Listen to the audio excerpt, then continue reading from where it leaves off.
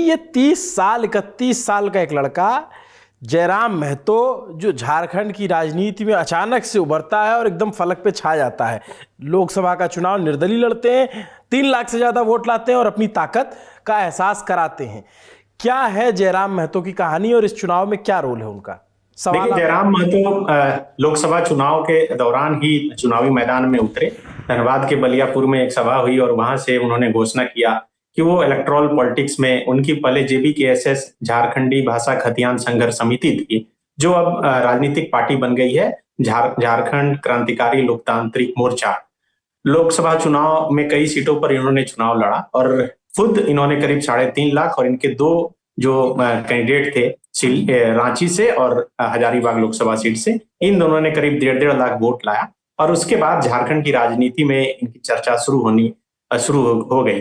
लेकिन उससे पहले झारखंड में भाषा का आंदोलन, झारखंड में स्थानीय नीति और 1932 खतियान का आंदोलन, इन दोनों आंदोलनों में कहीं ना कहीं जयराम महतो और उनके साथ जुड़े हुए लोग जो है चर्चा में आए थे। और उसके बाद से ही एक कनेक्शन यहाँ के लोगों को, और सर जैसा बता रहे थे, खास करके कुड़मी वोटरों में जयराम महतो को एक उम्मीद भरी निगाह से जो है लोग देखने लगे और उनके साथ जुड़ने लगे। और यही वजह है कि आप देखिए कि जयराम महतो की जहां भी सभा होती है, हजारों की भीड़ जुटती है। वो सभा चाहे कहीं भी हो, लेकिन उस सभा में आसपास के भी लोग उनको सुनने, उन्हें देखने आ जाते हैं। अभी आलम यह है कि जयराम महतो ट्रेंडिंग में रहते हैं, सोशल मीडिया के जरिए ही ज्यादा उनका चुनाव प्रचार होता है।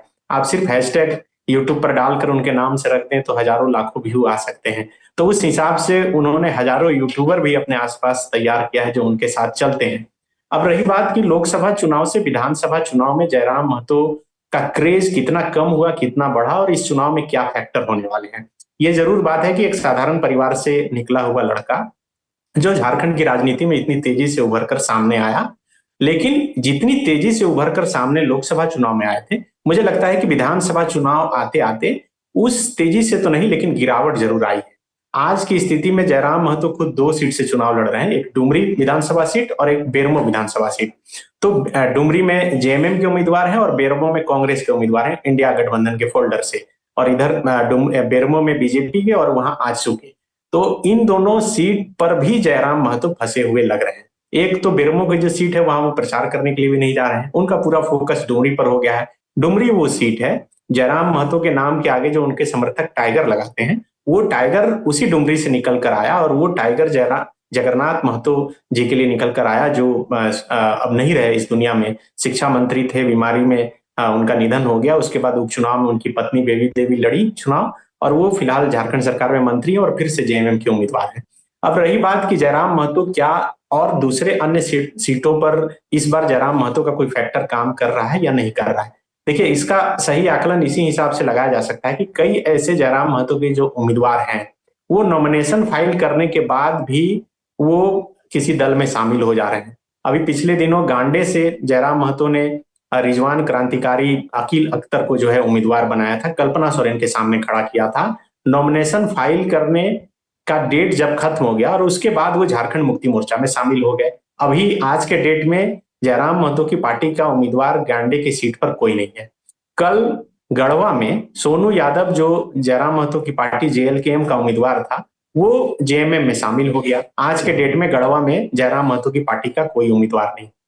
इसके अलावे गोमिया विधानसभा सीट, जहां से लंबोदर महतो आजसू के विधायक अभी हैं और फिर से आजसू के उम्मीदवार हैं, वहां एक गुना महतो बीजेपी के बहुत बड़े नेता, वो जयराम महतो की पार्टी में शामिल हुए थे कि शायद उन्हें उम्मीदवार बनाया जाएगा, लेकिन जब उन्हें उम्मीदवार नहीं बनाया गया तो वो पार्टी छोड़कर अभी जेएमएम में शामिल हो गए हैं।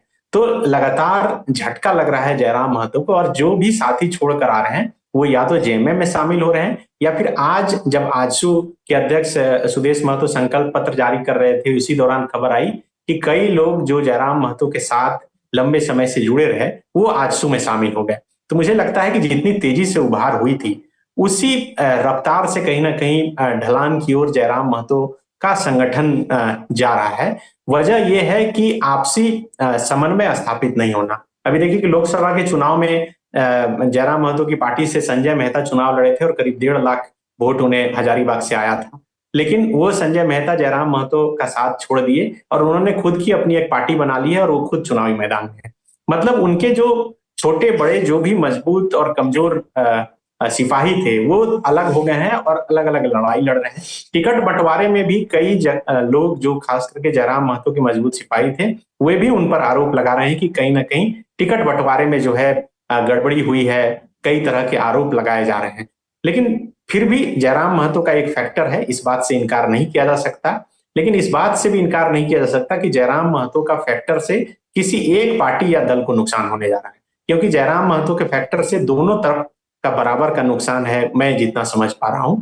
जरूर है कि इसका ज्यादा थोड़ा नुकसान आजसू को हो सकता है, लेकिन आजसू जो 10 विधानसभा सीट पर चुनाव लड़ रही है, इस गणित इस हिसाब से इस बार मेहनत कर रही है ताकि उस बैरियर को तोड़ सके। सुदेश महतो लगातार बोलते रहे कि भले ही लोग जो है कुर्मी का नेता मुझे बोलते रहे, आजसू को बोलते रहे, लेकिन आप समझिए कि लोहरदगा सीट जो एसटी रिजर्व सीट है उस सीट से भी हमारे विधायक जीत कर आए।